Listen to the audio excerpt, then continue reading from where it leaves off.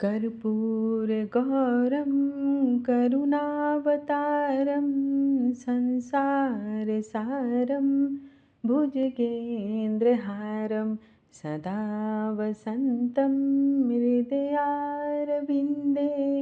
भवं भवानी सहितं नमामि। हर हर महादेव। नमस्कार दोस्तों, आप समस्त श्रोतागण का आपके यूट्यूब चैनल जीवन अमृत पर हार्दिक अभिनंदन है।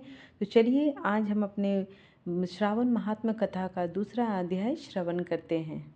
भगवान शिव संत कुमार जी से बोले, हे महाभाग ब्रह्मपुत्र, आप नम्र हैं, यही कारण है कि आप बड़े श्रद्धालु हैं, समस्त सद्गुणों से युक्त श्रोता हैं। हे अनंत, आपने जो श्रावण मास के बारे में पूछा है तथा जो कुछ आपने पूछा भी नहीं है, मैं सहस्र आपको बताना चाहूँगा। शत्रुता रहित प्राणी तो प्रिय होता ही है और आप वैसे ही नम्र हैं। आपके पिता ब्रह्मा बहुत उदंड थे, अतः उनका 5वां सिर कट गया। उस मत्सरता को छोड़ मेरी शरण में आए हैं। हे तात, मैं आपसे कहूँगा, आप एकाग्रचित होकर सुने। हे योगी श्रेष्ठ, श्रावण मास में नियम से रहकर मनुष्य सायंकाल 4 बजे भोजन करे, 1 मास तक रुद्राभिषेक करे, अपनी प्रिय किसी एक वस्तु को छोड़ देवे, बिल्व पत्रों से भगवान शिव की लक्ष्य पूजा करे, कोटिलिंग अर्चना करे, ब्राह्मणों को प्रेम पूर्वक भोजन करवाए, नियम का पालन करे, उपवास करे, पंचामृत से अभिषेक चूँकि मुझे अति प्रिय है उसे भी अवश्य करे। इस श्रावण मास में जो जो क्रियाएं की जाती है वह सभी अनंत फलदायी होती है। हे मुनि श्रेष्ठ, इस मास में भूमि पर शयन करे, ब्रह्मचर्य का पालन करे, सच बोले, कभी भी व्रत रहित न रहे, पत्तल में भोजन करे तथा व्रती सागम मात्र का त्याग करे। हे मुनियों में उत्तम भक्ति युक्त हो, व्रत का पालन करे, प्रातःकाल स्नान करें, इंद्रिय निग्रह करें, अपने इंद्रियों को वश में रखें, एकाग्रचित मन से भगवान को याद करें। इस मास में मंत्रों का पुरस्चरण करें, उत्तम सिद्धि प्रदान करने वाले मंत्रों का जाप करें। षड अक्षर शिव मंत्र और गायत्री मंत्र का जाप करना चाहिए। प्रदक्षिणा करना, नमस्कार करना, वेदों का पाठ करना, ये सारी चीज़ें शीघ्र मनोवांछित को प्राप्त करने वाली है। पुरुष सूक्त जाप तो और भी अधिक फलदायक होता है। ग्रह यज्ञ, कोटि होम, लक्ष्य होम तथा अयुत होम करने का सिद्ध फल प्राप्त होता है और वांछित फल प्रदान करने वाला होता है। जो व्यक्ति इस मास में एक दिन भी व्रत से रहित व्यतीत करता है वह महाप्रलय तथा घोर नरक में वास करता है। यह मास मुझे सर्वाधिक प्रिय है। यह मास फलदायक है तथा निष्काम भाव से किए गए कर्म के फल स्वरूप मोक्ष प्रदान करने वाला है। हे सतम, इस मास में करने योग्य जो धर्म कहे गए हैं उनको मुझसे सुनो।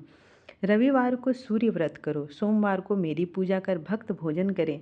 श्रावण मास के प्रथम सोमवार से प्रारंभ करके 3.5 मास तक होने वाला संपूर्ण कामना के अर्ध सिद्धि प्रदाता रोटक नामक व्रत करे। मंगलवार के दिन मंगला गौरी नामक व्रत करे, बुधवार को बुध का व्रत करे, बृहस्पतिवार को बृहस्पति का व्रत करे तथा शुक्रवार को जीवंत देवी का व्रत करें। शनिवार को हनुमान तथा नृसिंह का व्रत किया जाता है। हे मुनिश्रेष्ठ, अब मैं तिथियों में होने वाले व्रतों का वर्णन करता हूँ, आप उसे ध्यानपूर्वक सुने। श्रावण मास के शुक्ल पक्ष की द्वितीया को औदुंबर नाम का व्रत होता है। इसी मास की शुक्ल पक्ष तृतीया को गौरी नामक व्रत किया जाता है तथा श्रावण शुक्ल चतुर्थी को दुर्वा गणपति नामक व्रत किया जाता है। हे मुनि, इसी को विनायक चतुर्थी व्रत अथवा गणेश चौथ के नाम से भी कहा जाता है। श्रावण शुक्ल पंचमी नाग पूजन के लिए उत्तम मानी गई है। हे मुनि कुलपति, इसका दूसरा नाम मानव कल्पादि है। षष्ठी के दिन सुपोदन नामक व्रत और सप्तमी को शीतला देवी का व्रत किया जाता है। अष्टमी और चतुर्दशी तिथि में देवी का पवित्रारोपण करें। श्रावण मास की कृष्ण तथा शुक्ल पक्ष की नवमी को नक्त व्रत का विधान है। शुक्ल पक्ष दशमी को आशा नामक व्रत किया जाता है। कोई कोई मनुष्य इस मास की दोनों पक्ष की एकादशियों को आशा व्रत का होना स्वीकार करते हैं। श्रावण शुक्ल पक्ष की द्वादशी को भगवान श्री हरि का पवित्रारोपण करना चाहिए, अतः द्वादशी को भगवान हरि का श्रीधर नाम से अर्चन उत्तम गति को प्राप्त करता है। श्रावण शुक्ल पक्ष पूर्णिमा को उत्सर्जन, उपाकर्म, सभादीप, रक्षाबंधन, श्रावणी कर्म, सर्पबलि और हयग्रीव नामक जयंती को मनाया जाता है। हयग्रीव नाम का भगवान विष्णु का अवतार माना जाता है। ये सातों काम श्रावण शुक्ल पूर्णिमा को किए जाते हैं।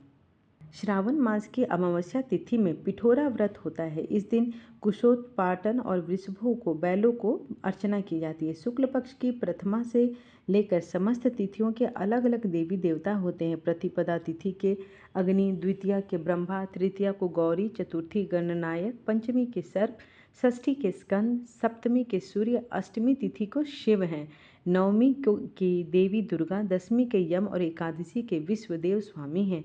द्वादशी के भगवान हरि, त्रयोदशी के कामदेव, चतुर्दशी के शिव और पूर्णिमा की चंद्रमा स्वामी हैं। अमावस्या के स्वामी पीतर हैं। इस क्रम से ये देवी देवताओं तिथियों के स्वामी कहे गए हैं। जिस देव की जो तिथि होती है उस तिथि के अनुसार व्रत रखना चाहिए।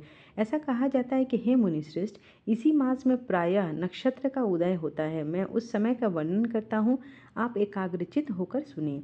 सिंह राशि पर सूर्य के संक्रमण दिन से 12 अंश 40 घटी बीत जाने पर अगस्त ऋषि का उदय होता है। अगस्त ऋषि के लिए 7 दिन पूर्व से ही अर्घ्य दें। 12 मास में सूर्य नारायण अलग अलग नाम से तपते रहते हैं। श्रावण मास में गभीस्त नामक से तपते हैं। सूर्य भगवान का पूजन इस मास में भक्ति से तत्पर हो करना चाहिए। श्रावण मास में साग का त्याग करना चाहिए। भाद्रपद में दही नहीं खाना चाहिए। आश्विन में दूध और कार्तिक मास में दाल का त्याग करना चाहिए। यह संपूर्ण विधान करने में यदि समर्थ न हो तो श्रावण मास में इन वस्तुओं का त्याग करने से भी मनोवांछित फलों की प्राप्ति होती है। हे सज्जन ब्राह्मण, यह आपसे मैंने अति संक्षेप में उपदेश किया है। हे मुनिश्रेष्ठ, इस श्रावण मास में होने वाले व्रत और धर्मों का सविस्तार रूप से वर्णन किया है, जो कि 100 वर्षों में भी करने में समर्थ नहीं है। भक्त मेरे प्रीत्यर्थ अथवा भगवान हरि के प्रीत्यर्थ संपूर्ण व्रतों का पालन करें। परमार्थ रूप से विचार करने पर आप मुझ में तथा हरि में कोई भी भेद नहीं कर पाएंगे। मुझ में और श्री हरि में कोई भी भेद नहीं है, ऐसा जानना चाहिए। जो प्राणी इसमें भेद की कल्पना करते हैं वे नरक के भागी होते हैं। हे संत कुमार, इसलिए आप श्रावण मास में धर्म का पालन करें। इस प्रकार श्रावण मास की कथा का दूसरा अध्याय समाप्त हुआ।